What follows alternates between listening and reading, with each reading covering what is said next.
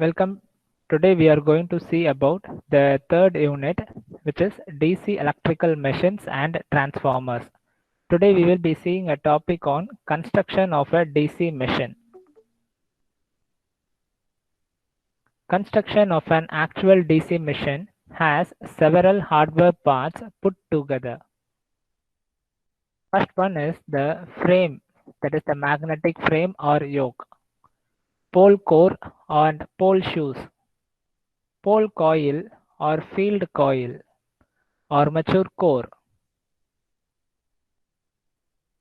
armature winding, commutator, brushes and bearings. There are totally 7 components present in a DC machine.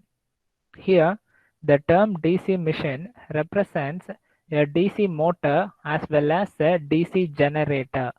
Okay, DC represent direct current.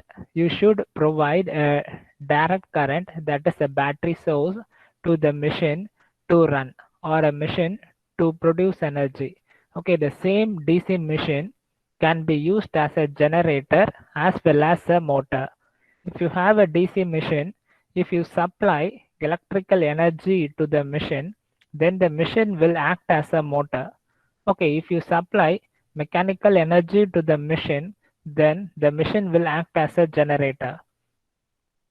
So this is the basic concept in DC.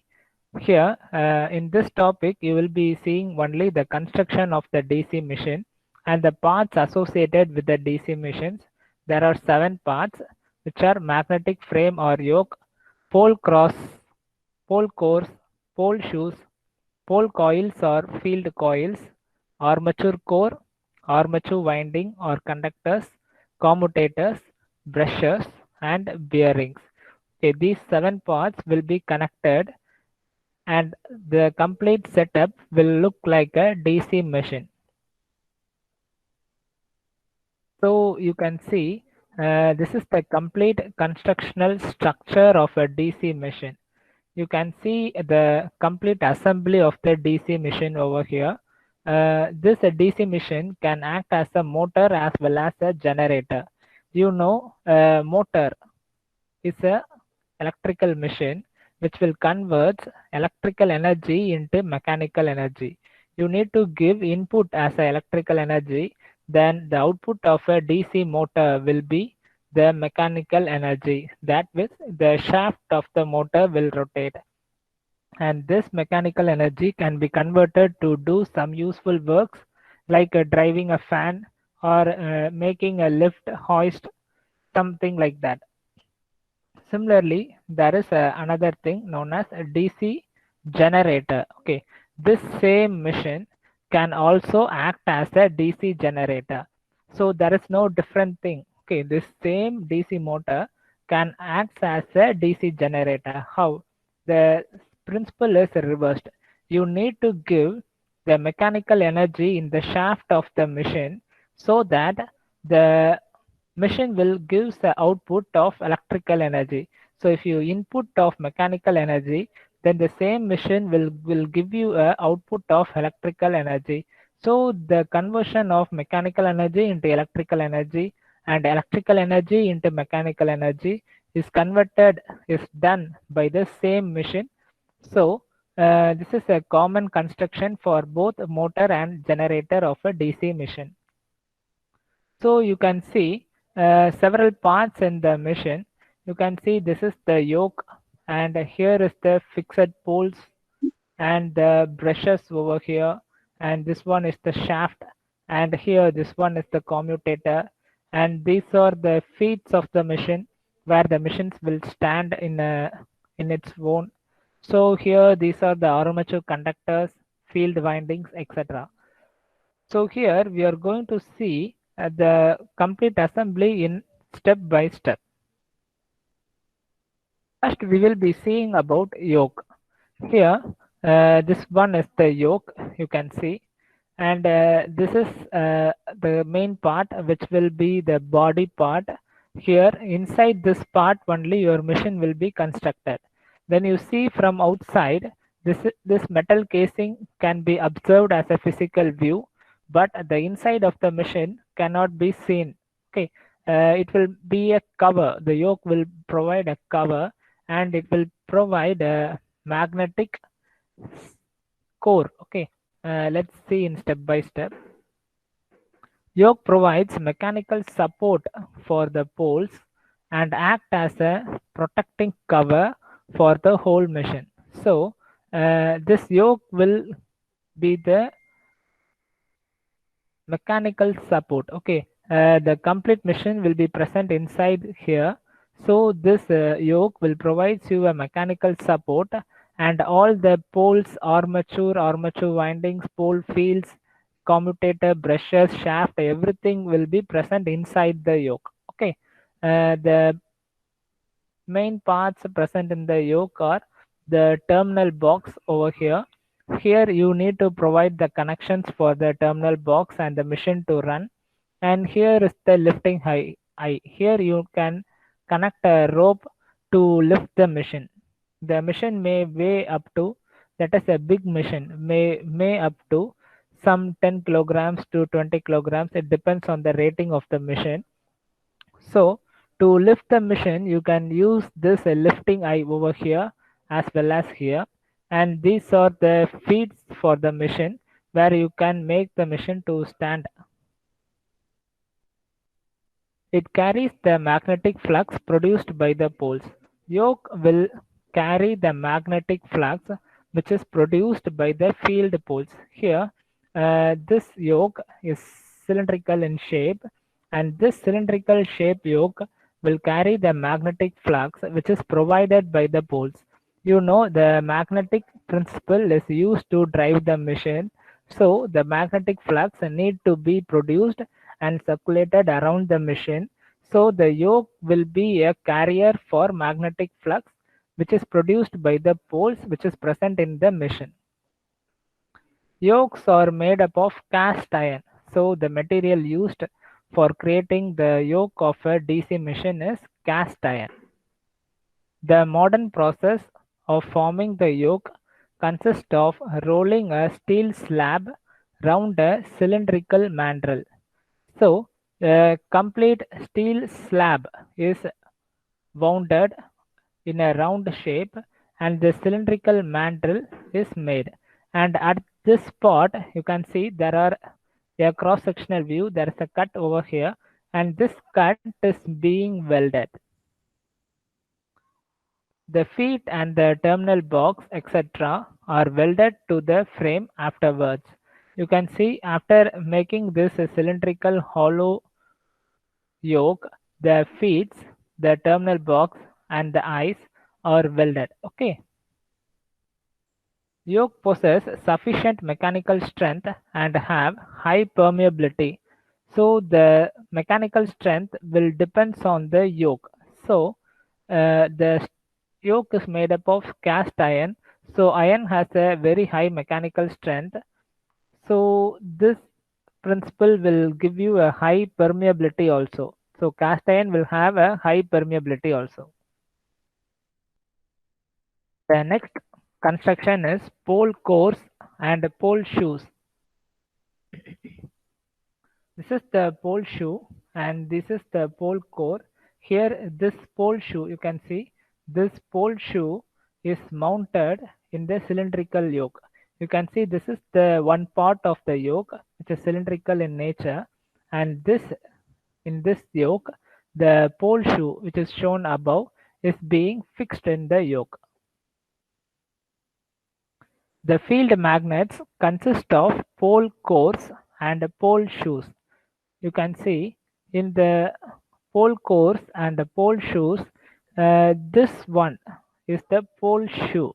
Okay, and above this pole shoe, this part is known as pole core. Okay, uh, here there will be two parts. One is pole shoe, which is nothing but this one, this end, and the other one is the upper part, which is known as pole cores.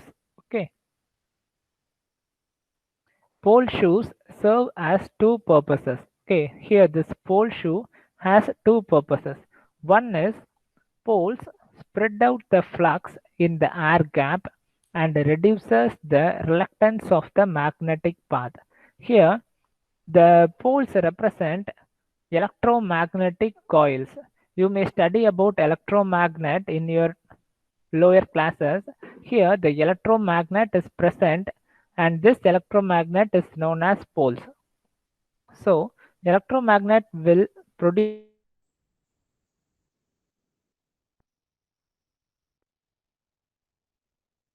produced electromagnetic fluxes should be passed into the air core, that is the air space, for the purpose of producing electricity or to convert mechanical energy into electrical energy. To do this, very low reluctance should be present in the magnetic path. So, the pole shoe will serve this purpose. What it does is, it will collect all the magnetic flux and pushes all the magnetic flux downwards in the air gap, and so it will decreases the reluctance of the magnetic path. Here the reluctance term referred to as the resistance for the flow of magnetic flux.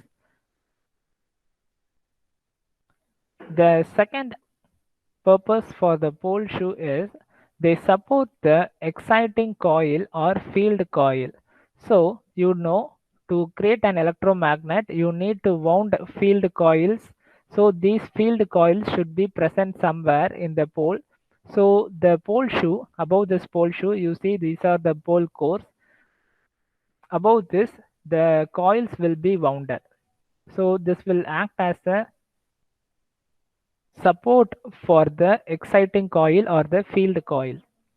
Pole core itself may be a solid piece made out of either cast iron or cast steel. So the material which is being used to create or to manufacture pole core and pole shoe is nothing but cast iron and cast steel. So both the materials can be used. You can select any one of the material. Pole shoe is laminated and it is fastened to the pole face by means of a countersunk screw. You can see these complete poles are laminated. Here the lamination represent these. There are several thin layers which are present in the pole shoes and are riveted together to create a whole material. And these are the two screws which are present, and these two screws are used to fix the pole core and the pole shoe firmly with the yoke. So above this the yoke will be present and these two screws are being used to fix the poles in the yoke. In modern design, the complete pole core and pole shoe are built of thin lamination of annealed steel which are riveted together under hydraulic pressure. So, in modern motors or modern DC generators, these pole shoes are laminated and they are made up of annealed steel which are riveted together under the hydraulic pressure. So modern motors or modern generators are being manufactured in this method. Next, pole coils or field coils. So this one is the pole core and this one is the pole shoe you have seen earlier, and this is the coil. I have tell you about electromagnets, and to convert a pole core or a pole shoe into electromagnet, you need some coils. So this is the coil. You can see this is the coil, and this coil is present above the pole shoe and present in near the pole core. The field coils are pole coils which consist of copper wire or stripped or formed wound for a correct dimension. You can see first the coil is wound on a different material like this. After the winding of the coil is completed, the inner material is being removed, and so you will get the correct shape as it is in the pole core. After getting the correct shape, you can insert this pole, that is the winding, that is the coil, inside the pole core like this. Then former is removed and wound coil is put into place over the core. First, the winding is made in a former like this. After that, the former present inside this is being removed and the shape will remain stationary, and after completing the windings, this shape is being inserted into the pole core. When current is passed through these coils, they electromagnetize poles which produce necessary flux that is cut by revolving armature conductors. So, when you give supply to the coils, then the coils will become electromagnets. You need to provide a DC supply to the coils. Due to this direct current supply to the coil, the complete coil will become electromagnet. So once the coil serves as a magnet, then the magnetic flux which is produced by the electromagnet will be pushed downwards in the air core, that is the air field, by the pole shoe. This process will be taken care of the pole shoe which is present here. The next part is the armature core. Here, this one is the armature and this one is the stampings. Okay, I will explain you what. It houses armature conductors or coils and causes them to rotate and hence cut the magnetic flux of the magnetic field. Here, this is the armature core, and in this armature core, these armature cores are made up of several stampings like this. Each stamping is collected and completely riveted together to form this structure. If you take a metal sheet, they will cut this shape in the metal sheet first. They will cut some thousands of similar shapes in a metal sheet. After you get the thousand similar shapes, they will uh, make this like arrange all the thousand shapes similarly like this, and you will get this one. So this process of converting the stampings into a fixed metal piece is known as lamination. Before keeping each metal plates back and back, they will give a mica material or a laminating material or some other insulation material before the each piece is being continuously dropped. Okay, this armature core provides as a rotor. Okay, here there are two parts. One is stator and rotor. Okay, here this one is rotor and the other thing is stator. Okay, in addition to this, its most important function is to provide a path of very low reluctance to flux through armature from North Pole to South Pole. So, here the armature is present here. There will be poles on either faces. So, this material will have a very low reluctance. Reluctance meaning is which has a minimum resistance to the flow of magnetic flux. So this material will have a very minimum distortion for the flow of magnetic flux. So this material will allow the flux from the north pole to the south pole, and the flux will cut the armature core. It is cylindrical or drum shaped and it is built up of usually circular sheet steel disc or laminations approximately of 0.5 millimeter thick. So this is the circular steel disc and this thickness is 0.5 millimeter thick.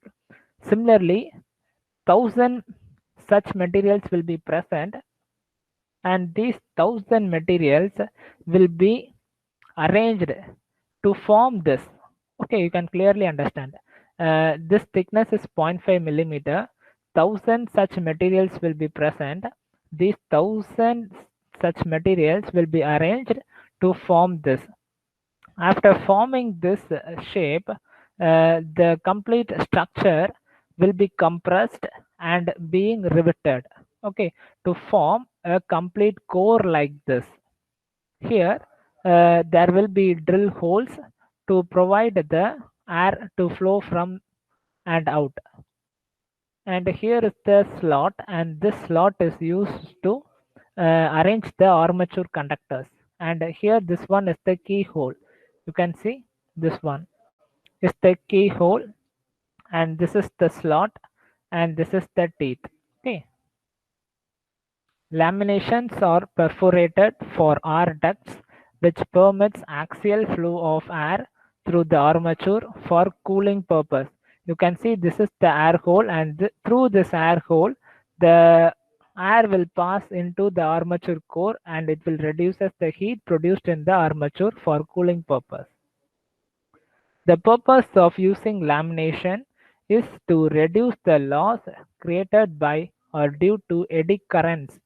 So eddy current is a major phenomena.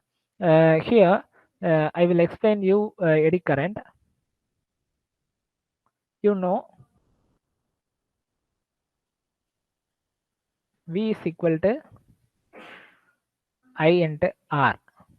Okay, this is Ohm's law, and you know P is equal to V into I. Okay, if you substitute V is equal to IR, then what happen is I square into R is present. Okay, so power is equal to I square R. So if there is current in square, when there is a resistance, when you multiply these things, you will get the power. Here, there is a power loss due to eddy current. How this happens? I need to explain you. Here, you see this is a north pole, and this one is the south pole, and here is a material which is a metal. If you move this metal,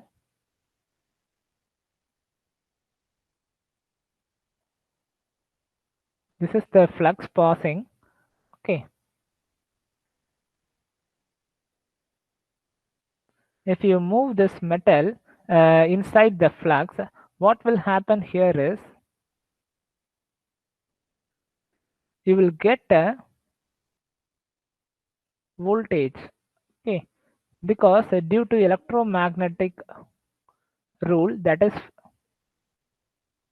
due to this rule, you will get voltage in here, so that what will be present is current will be flowing through this material.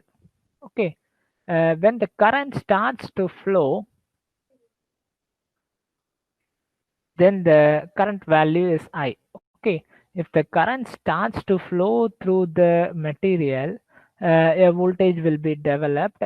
So this current here will be passing through the resistance present in the, you may have resistance in this material. Is it correct? Every material has its own resistance. Is it correct? Here some resistance will be present in this material. Okay, you name it as R. Okay. Okay, if the material has some resistance, then you can see the current is flowing in the metal, and the metal has some resistance. So you know power is equal to I square R. So you can use the formula and find the power loss in the material. What is the power loss? Which is nothing but I square R. So this power loss which is happening in this material due to the flow of current is known as eddy current or eddy current loss. Clearly understood. Okay, here is a material, and this material is present in the magnetic flux, and this material is moving. Okay, if the material is moving, then the material will produce a voltage. Okay, if a voltage is produced, and at once the current will enter. So this current is nothing but eddy current. Okay, if there is a current and the material has a resistance, then you can multiply I square into R. At once, this complete material will produce a loss which is known as eddy current loss. What are the demerits of eddy current loss? When a eddy current loss is developed, this complete material will get heated up. Okay, due to heating of this material starts to melt. Okay, the heat will be very high and this material will melt. So in our DC machine, you can see the flux is passing from north pole to south pole through the armature. If the armature is made up of metal, steel is used. Okay, steel disc, you can see here, steel disc is used. So if the armature is made up of steel disc, due to eddy current loss, the armature gets heated up. If there is no laminations present in the armature, the complete armature will get heated up and melted away, and the DC motor or DC generator will be burnt out immediately. Okay.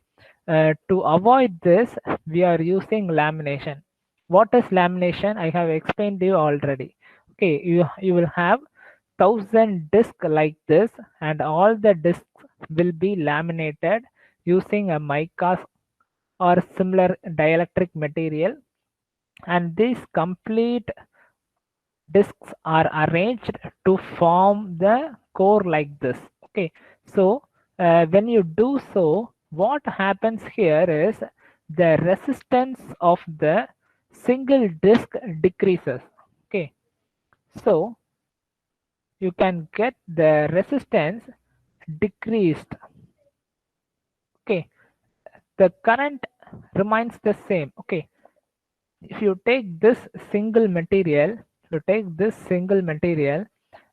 then the I square R loss in this material will be less when compared to the complete structure which is made up of metal. Okay, so to reduce the eddy current loss, you are going to laminate the material. This is the principle.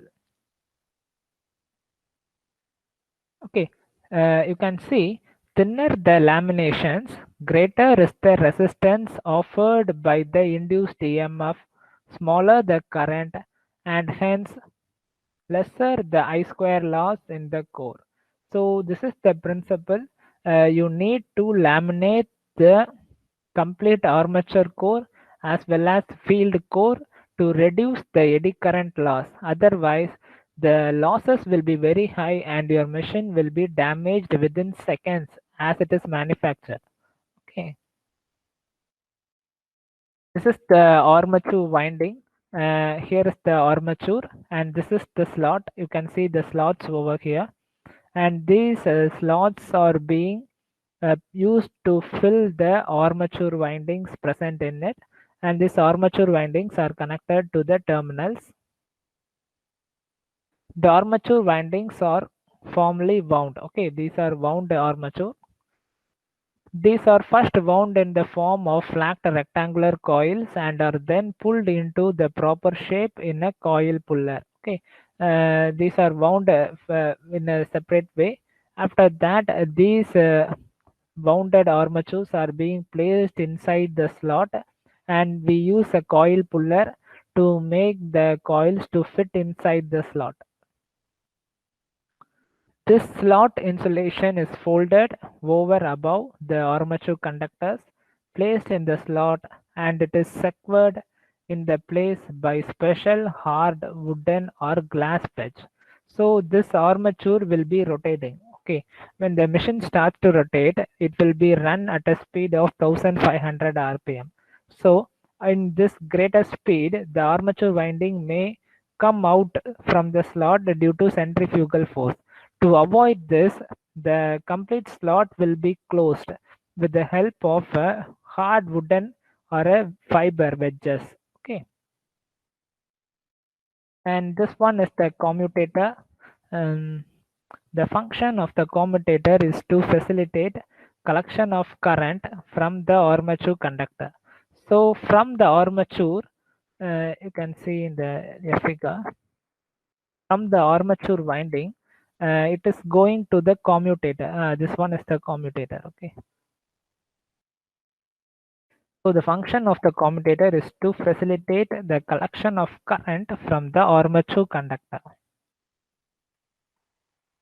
Commutators converts the alternating currents induced in the armature conductor into unidirectional current in external load circuit. So, in a DC generator, you will provide a DC current. So, this DC current should be converted into a AC current to run. Similarly, when you provide a mechanical energy in the shaft of a DC machine, the armature conductors will provide a AC current. So, in the output terminals, you need a DC current. To convert this, a commutator is used. So commutator is known as a mechanical rectifier, which will convert alternating current into a direct current. Commutator is made up of a cylindrical structure and is built up of wedge-shaped segments of high conductivity or drop forged copper. So the commutator is made up of copper windings. Okay, this complete commutator is made up of copper, not iron. Okay, it is made up of copper. These segments are insulated from each other by a thin layer of mica. So you can see the commutator over here. Each commutator segment is insulated by the mica sheet. The number of segments is equal to the number of armature coils. So you know there will be armature conductor. So two pair of conductor will create a coil. For each armature coil, there will be a armature segment. Each commutator segment is connected to the armature conductor by means of a copper lug or a strip. So the copper conductor, that is the armature conductors, are connected with the commutator with the help of a copper lug or a copper strip.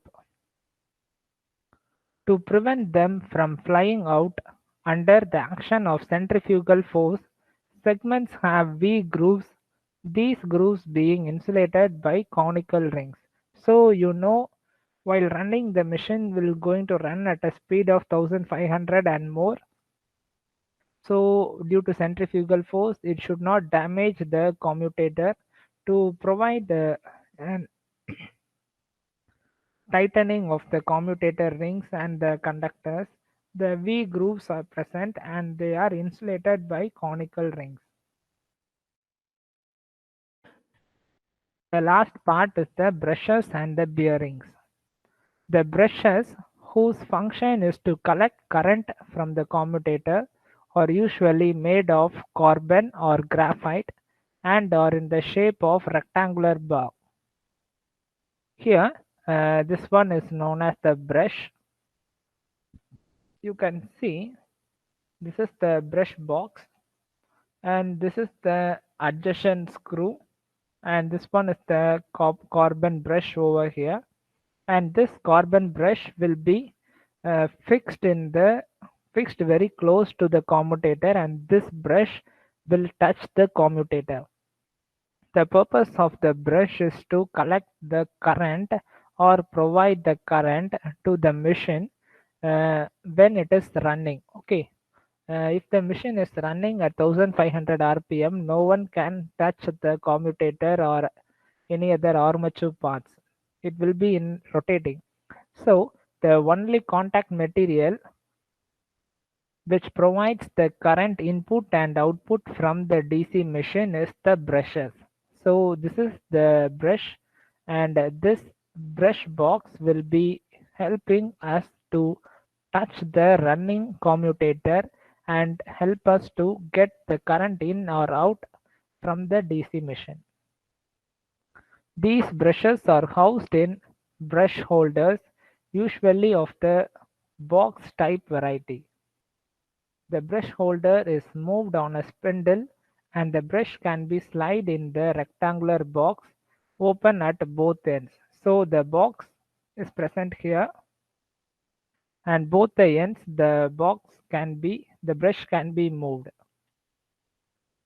Brushes are made to bear down on the commutator by a spring whose tension can be adjusted by changing the position of lever in the notches. So the commutator and the brushes will be in touch. Their tension, that is the touch smoothness from the brush to the commutator, can be adjusted with the help of a lever in the notches. The ball and rollers are generally packed in a hard oil for quieter operation. So this one is the bearing, and in this bearing the complete assembly will be running in a quieter without noise. For reduced bearing wear, sleeve bearings are used, which are lubricated by ring oilers feed from oil reservoirs in braking brackets. So to avoid wear and tear in bearings, oil is being provided to the bearings. Thank you.